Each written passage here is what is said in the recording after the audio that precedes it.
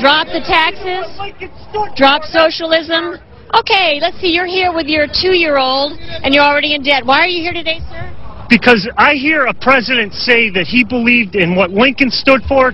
Lincoln's primary thing was he believed that people had the right to liberty, and they had the right... Sir, what does this have to do with taxes? What does this have to do with your taxes? Do you realize that you're eligible for a $400 credit? Finish my point. Lincoln believed that people had the right to share in the fruits of their own labor, and that government should not take it. And we have clearly gotten to that point. Wait. Did you know that the state of Lincoln gets $50 billion out of the stimulus? That's $50 billion for this state, sir. Ma'am, Sir. Can you stop this, sir? Hold on. Okay, well, Kira, we'll move on over here. I think you get the general tenor of this. It's anti-government, anti-CNN, since this is highly promoted by the right-wing conservative network, Fox. And since I can't really hear much more, and I think this is not really family viewing, toss it back to you, Kira. All right, and I know Susan Rosen's having a hard time hearing me, but wow, that is the prime example of what we're following across the country there. Susan...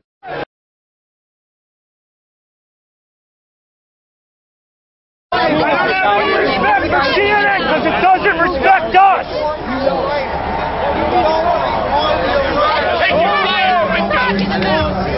Hey, and that 50 billion comes from a fucking protest, ladies.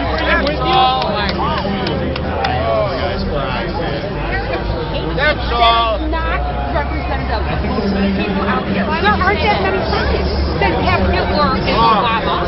There's not that many that have Obama as the Antichrist. You know what? Obama you know what? You are not talking to regular mainstream people. You pick people to talk to. That's right. That's right. I don't have a sign. You're not talking to. You didn't talk to him. He doesn't have a sign. Why don't you tell me why you're here?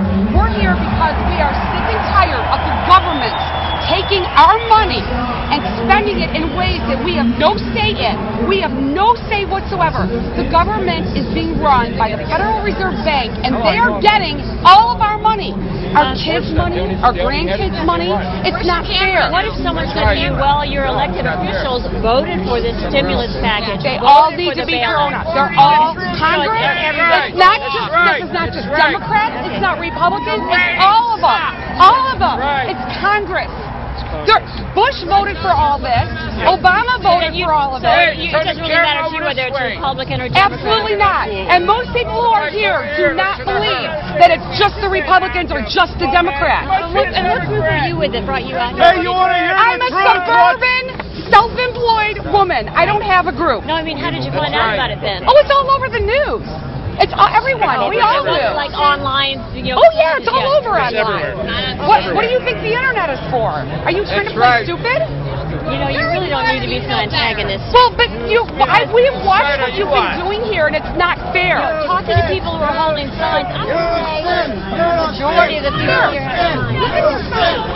Did you look at his sign? Every sign is in our field of view. Okay.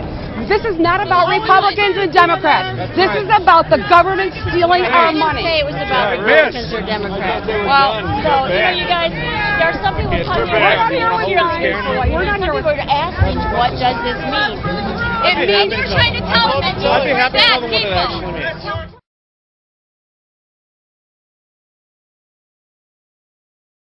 Catholic schoolgirls marched on Jackson Square. They and their teachers say more money is needed to fix the levees, and they hope the president would stop by after his meeting with business leaders.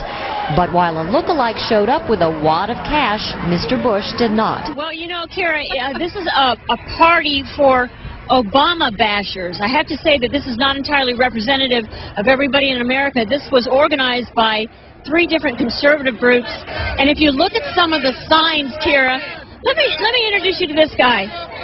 Would you come over here with me, please? You know, what is this supposed to mean? What do you mean by that? Well, I mean, he's a fascist. The pirates... Wait, why do you say he's a fascist? He's the president of the United States. He's a fascist. Do you realize how offensive that is? I think he's a fascist. Why? Because he is. In what way can you say that?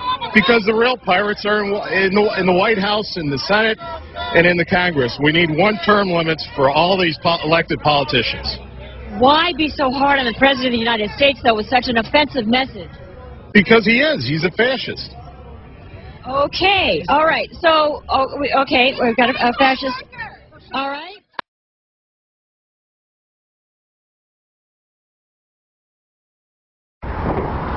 This is about as close as you can get to Barack Obama's Chicago home these days. There's a cop car on every corner.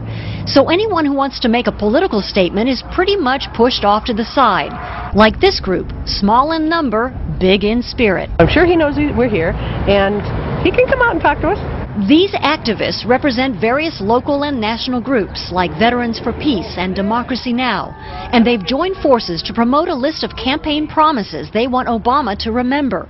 Promises to bring the troops home, to stop foreclosures, to make a plan for universal health care. This campaign was to build bridges across the issues, working both on the domestic issues as well as globally. Except for his trip to Hawaii, it's been go, go, go for the president-elect since his historic victory in November. Building his cabinet, choosing advisors, ramping up to become commander-in-chief. But right up until January 20th, Inauguration Day, this group plans to stay here in 8-hour shifts to send the president-elect a message. Don't forget about many of the people who helped elect you. You know, it's really cold. You know, one of the people who said to me that it would be pretty cold out here, then also said, you know, that will help you identify with people who've been displaced from their homes because of foreclosures. And who knows, perhaps the president-elect will drop by before he sets off for Washington. Barack could come out and talk to us. Come on, Barack, talk to us. Mr. Obama, are you watching? Susan Rosgen, CNN, Chicago.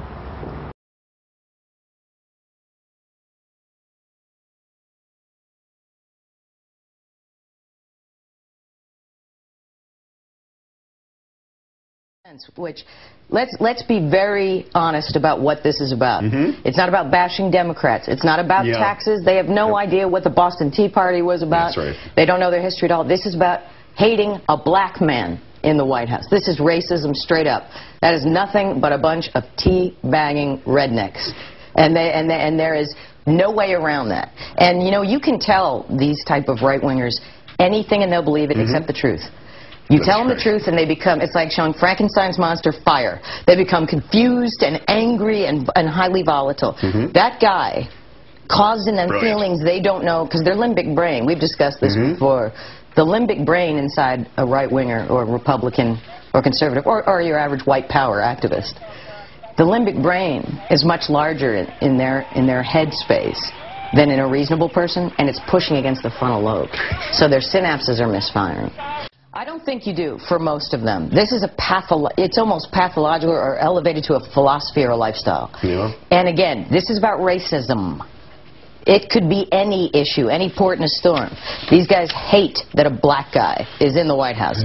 But they immigrant bash, they pretend it's taxes and tea bags, and like I said, most of them couldn't probably tell you thing one about taxation without representation, the Boston Tea Party, the British imperialism, whatever the history lesson has to be. But these people, all white, for the most part, unless there's some people with Stockholm Syndrome. Right, and I didn't see them. They were in the back. They weren't near the cameras, which is bad strategy on the part of the people who were staging this at Fox. True. And Fox News loves to foment this anti-intellectualism because that's their bread and butter. If you have a cerebral electorate, Fox News goes down the toilet, you know, very, very fast. But it is sick and sad to see Neil Cavuto doing that. They've been doing this for years. That's why Roger Ailes and Rupert Murdoch started this venture, is to disinform and to coarsen and dumb down a certain segment of the electorate. But what is really, I didn't know there were so many racists left. I didn't know that. You know, because as I said, the Republican hyphen, the conservative movement has now crystallized into the white power movement. Well, oh, no, there's no shortage. Here's what the right wing has there's no shortage of the natural resources of ignorance, apathy, hate, fear. As long as those things are in the collective conscious and unconscious, the Republicans will have some votes. That is an unfortunate byproduct since the dawn of time of a volatile group like this, of the limbic brain. Violence, unfortunately, may or may not ensue. It's like I said, the Republican Party now depends upon immigrant bashing and hating the black guy in the White House. Will people act on that? It's not new. But, you know, Fox doesn't mind fomenting it. Michelle Bachmann doesn't mind fomenting it. Glenn Beck doesn't mind fomenting it. Lou Dobbs. Lou Dobbs, oh man, he sure doesn't mind. But this is what have they got if they don't have this? You know what I mean? It's like an identity politics of the worst kind.